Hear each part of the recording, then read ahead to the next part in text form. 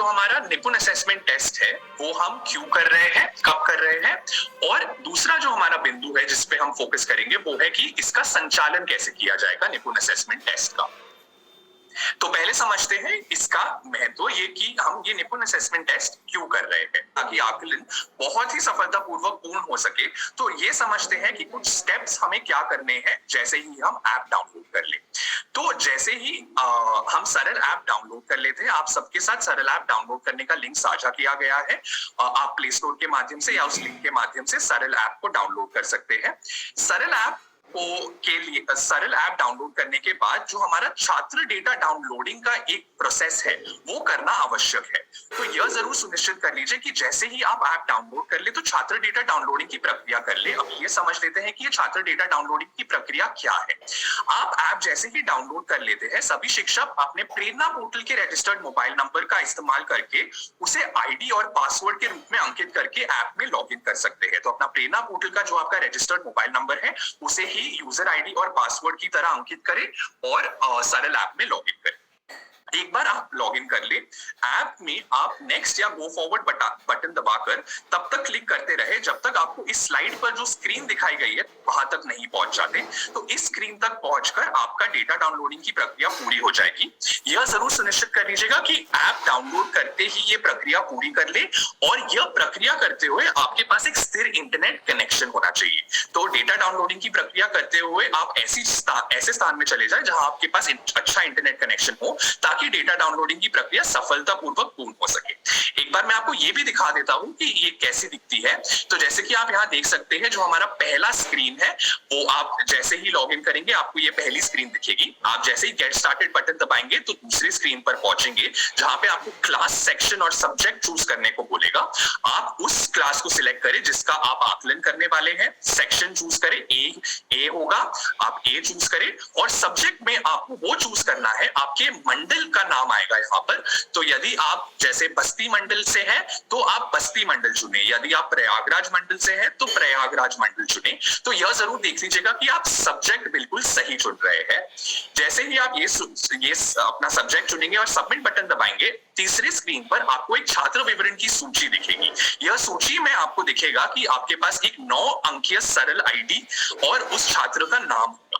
तो इस स्क्रीन पर छात्र सूची की आईडी होगी और इसके बाद जब हम नेक्स्ट बटन दबाएंगे तो चौथी स्क्रीन पर पहुंचेंगे जहां पर हमें अपना स्कैन स्टेटस और सेव स्टेटस दिखेगा। जब आप ऐप में शुरू में डाउनलोड करेंगे तो ये दोनों 0 रहेगा क्योंकि हमने अभी कोई स्कैनिंग की प्रक्रिया नहीं की है, तो ये 0 ही रहेगा। और आप जैसे ही कंटिन्यू स्कैन बटन दबाएंगे उसके बाद हम 5वीं स्क्रीन पर पहुंचेंगे और ये 5वीं स्क्रीन जो आपको अभी स्लाइड पे दिखाई गई है, इस पर पहुंचते ही आपकी डेटा डाउनलोडिंग की प्रक्रिया पूर्ण हो जाएगी। तो यह जरूर सुनिश्चित कर लीजिएगा कि ऐप डाउनलोड करते ही आप डेटा डाउनलोडिंग की प्रक्रिया पूर्ण कर लें। एक और महत्वपूर्ण सूचना इसके संदर्भ में, अगर एक शिक्षक एक से अधिक कक्षाओं का आकलन कर रहे हैं, वो कक्षा 6 का भी कर रहे हैं और कक्षा 7 का भी कर रहे हैं, तो ये प्रक्रिया पहले कक्षा 6 के लिए पूरी कर ले और फिर से कक्षा 7 के लिए कर ले। तो ये पूरी प्रक्रिया आपको फिर से करनी होगी यदि आप एक से अधिक कक्षाओं का आकलन कर रहे हैं। तो यह जरूर सुनिश्चित कर लीजिएगा कि आप पहले कक्षा 6 का कर ले, यदि आप कक्षा 7 का भी कर रहे हैं तो कक्षा 7 का उसके बाद कर लीजिए। जो हमारा दूसरा स्टेप है हमें आकलन से पहले पूर्ण करना है वो है कि आप छात्र विवरण की सूची बना लें।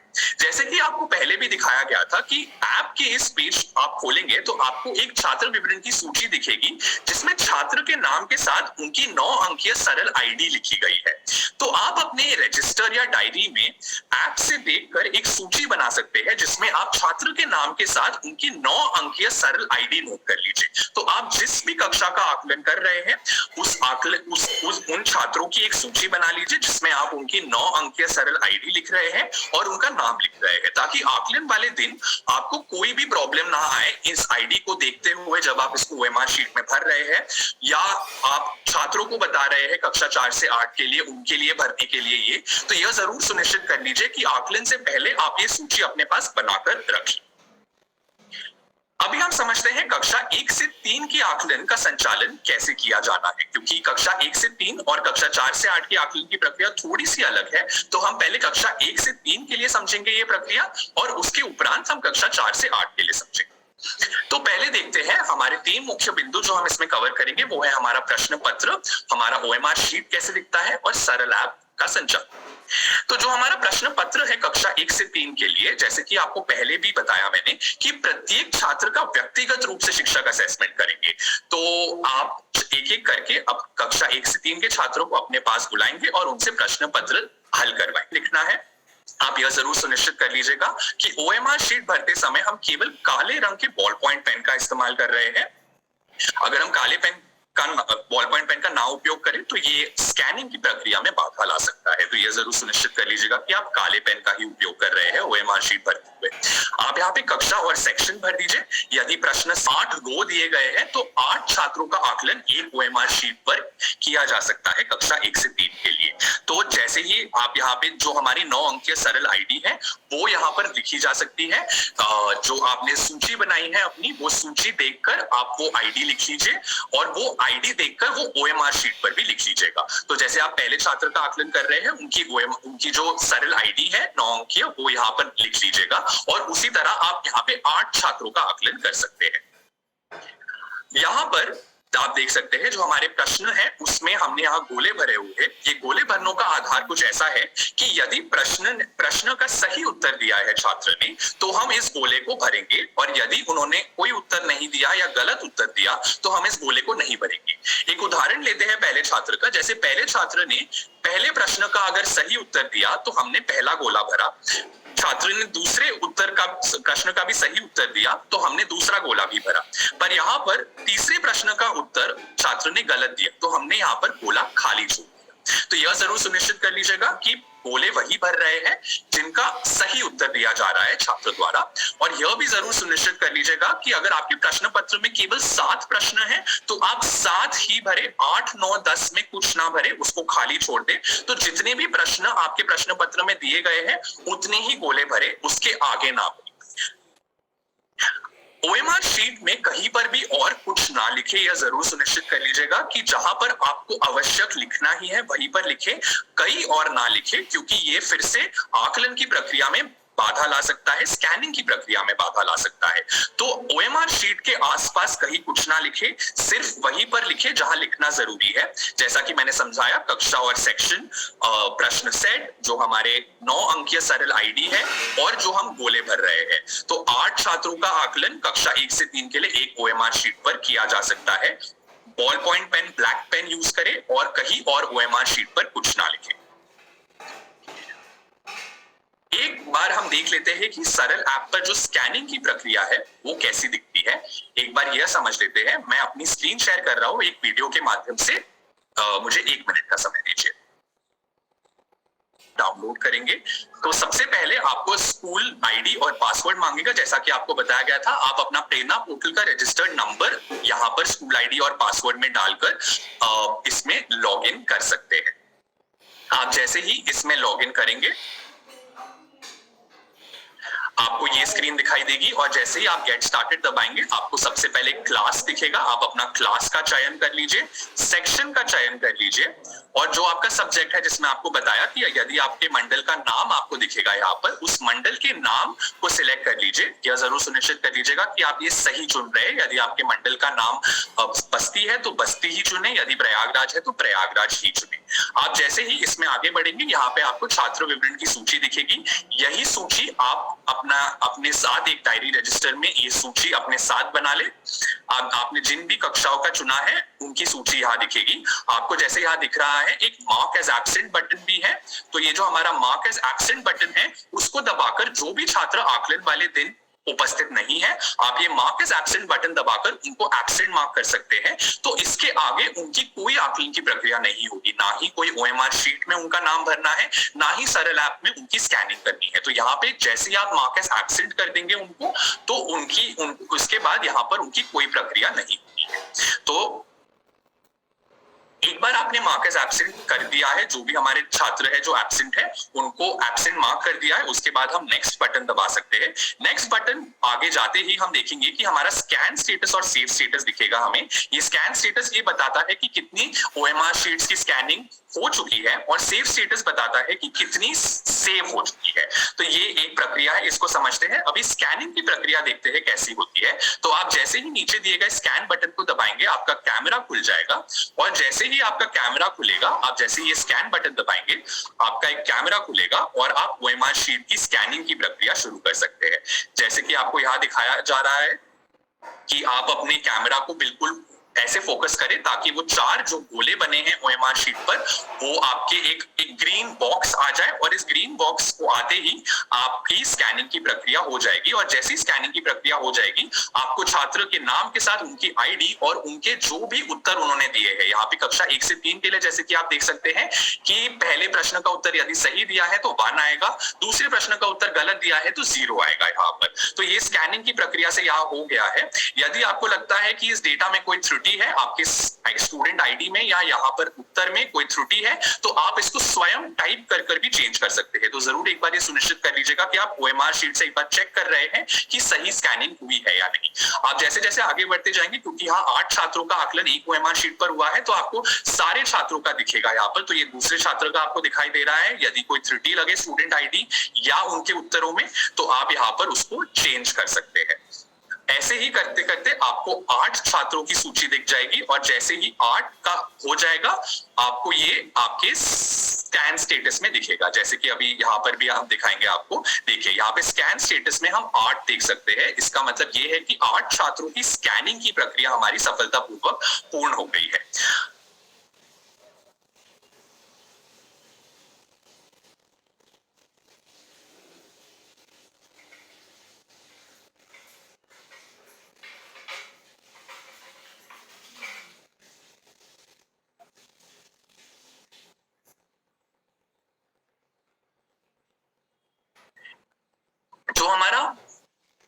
जो हमारा इस आकलन का एक लास्ट स्टेप है स्कैनिंग की प्रक्रिया के बाद, जो हमारा सेव ऑल स्कैन वाला स्टेप है, ये बहुत ही जरूरी स्टेप है। ये आप मूल्यांकन पूर्ण करने के बाद और OMR शीट्स को स्कैन करने के बाद करेंगे।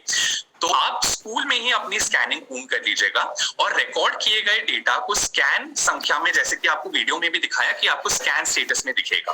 तो यदि संख्या OMR शीट स्कैन करते समय आप जैसे ही OMR शीट स्कैन करते रहेंगे तो ये संख्या बढ़ती जाएगी। तो स्कैन हुआ डेटा, इसका मतलब सफलतापूर्वक सेव हो रहा है आपके फोन में, लेकिन सर्वर पर अभी तक अपलोड नहीं हुआ है। तो आप स्कूल में आपके अगर स्थिर इंटरनेट कनेक्शन ना हो और आपने डेटा डाउनलोडिंग की प्रक्रिया जो हमने शुरू में समझाई थी वो करी है, तो आप बिल्कुल चिंता ना करें। स्कैनिंग की प्रक्रिया के लिए आपको स्थिर इंटरनेट कनेक्शन की जरूरत नहीं है। आप शीट्स की स्कैनिंग की प्रक्रिया जारी रख सकते हैं, इसके लिए नेट कनेक्शन आवश्यक नहीं है। पर यह जरूर सुनिश्चित कर लीजिएगा कि आपके पास स्थिर इंटरनेट कनेक्शन नहीं है, तो डेटा डाउनलोडिंग की प्रक्रिया उससे पहले करना बहुत जरूरी है। तो ये स्कैन स्टेटस ये आपको बताता है कि 19 जो स्कैन है हमारे फोन में सेव हो चुके हैं, पर अभी तक सर्वर पर सेव नहीं हुए हैं। तो सर्वर में सेव करने की जो प्रक्रिया है वो सेव ऑल स्कैन बटन से होगी, जैसे कि आपको यहाँ दिखाया गया है। तो सेव ऑल स्कैन बटन हम अंत में क्लिक करेंगे जब हमारा मूल्यांकन पूर्ण हो गया है और हमने सारे छात्रों की OMR शीट की स्कैनिंग की प्रक्रिया कर ली है। आप जैसे ही सेव ऑल स्कैन बटन दबाएंगे तो जो हमारी 19 की हमें स्कैन स्टेटस में दिख रहा था वो अब सेव स्टेटस में दिखेगा। इसका मतलब इन छात्रों का जो भी डेटा है वो सर्वर पर अब सेव हो गया है और उनका आकलन सफलतापूर्वक पूर्ण हो गया है। जरूरी बिंदु इसके बारे में यह है कि सेव ऑल स्कैन का बटन आप तभी दबाएं जब सारी शीट्स की स्कैनिंग हो चुकी हो और आपके पास एक स्थिर इंटरनेट कनेक्शन हो। तो सेव ऑल स्कैन बटन से पहले यह जरूर सुनिश्चित कर लीजिएगा कि आपके पास एक स्थिर इंटरनेट कनेक्शन है। आप स्कैनिंग की प्रक्रिया अपने स्कूल में कर सकते हैं बिना स्थिर इंटरनेट कनेक्शन के, पर सेव ऑल स्कैन बटन दबाने से पहले आप यह जरूर सुनिश्चित कर लीजिएगा कि आप ऐसे स्थान पर हैं जहां पर आपको एक स्थिर इंटरनेट कनेक्शन मिले। तो स्कैनिंग की प्रक्रिया के समय यदि आपके पास इंटरनेट कनेक्शन नहीं है या इंटरनेट ठीक से नहीं चल रहा है तो आप प्लीज उसकी चिंता ना करें, पर सेव ऑल स्कैन बटन दबाते समय यह जरूर सुनिश्चित कर लीजिएगा कि आपके पास एक स्थिर इंटरनेट कनेक्शन हो। एक बार जो हमारे 1 से 3 का आकलन है उसकी 6 स्टेप की जो हमने प्रक्रिया समझाई है वो समझ लेते हैं। जैसे कि आपको पहले बताया कि आकलन से पूर्व हमारा पहला स्टेप शुरू होगा कि परीक्षा से पहले हम डेटा डाउनलोडिंग की प्रक्रिया कर ले। हमारा जो दूसरा स्टेप है वो है परीक्षा से 1-2 दिन पहले हम छात्र विवरण की सूची बना ले, जिसमें हम छात्र की 9 अंकीय सरल ID के साथ उनका नाम लिख रहे हैं। आकलन वाले दिन हमारा तीसरा स्टेप शुरू होगा, जहां शिक्षक प्रश्न पत्र के अनुसार विद्यार्थी का व्यक्तिगत रूप से आकलन करेंगे। हमारा चौथा स्टेप ये रहेगा कि शिक्षक ओएमआर शीट पर 9 अंकीय स्टूडेंट आईडी भरेंगे और प्रश्न पत्र के अनुसार यदि विद्यार्थी सही उत्तर देते हैं तो ओएमआर शीट के गोले को भरेंगे अथवा उसे खाली छोड़ेंगे। एक बार हमने सारे छात्रों का आकलन कर लिया है तो हमारा पांचवा स्टेप शुरू होगा, जहां शिक्षक सरल ऐप के द्वारा ओएमआर शीट की स्कैनिंग करेंगे। आपको स्कैनिंग की प्रक्रिया अभी हमने दिखाई, और एक बार ये स्कैनिंग की प्रक्रिया पूर्ण हो जाए तो हमारा छठा स्टेप शुरू होगा, जो हमारा सेव ऑल स्कैन का स्टेप है। यह प्रक्रिया आप मूल्यांकन पूर्ण करने और ओएमआर शीट्स को स्कैन करने के बाद ही करें, और यह जरूर सुनिश्चित कर लीजिए कि इस स्टेप पर हमारे पास एक स्थिर इंटरनेट कनेक्शन। जैसे कि अभी आपको बताया कि कक्षा 1 से 3 के आकलन का संचालन ऐसे किया जाना है, कक्षा 4 से 8 के आकलन का संचालन भी काफी ऐसा ही दिखेगा। पर क्योंकि हमने जैसे बताया कि कक्षा 4 से 8 में छात्र अपना प्रश्न पत्र खुद हल करके ओएमआर शीट भरेंगे, तो इसमें जो थोड़ी सी